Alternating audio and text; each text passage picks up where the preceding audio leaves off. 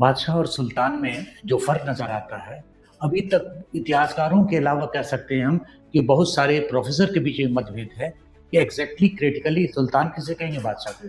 पहला कंडीशन क्या, सुल्तान का जेनेसिस देखेंगे, शुरू कहाँ से होता है? तुर्कमेनिस्तान से होता है। अभी की तुर्की नहीं, तुर्कमेनिस्तान से शुरू होता है। उसकी विशेषता क्या है? दे वर प्योरली इस्लामिक। वो पूरी तरह से कुरान, हदीस और खलीफा को मानते हैं।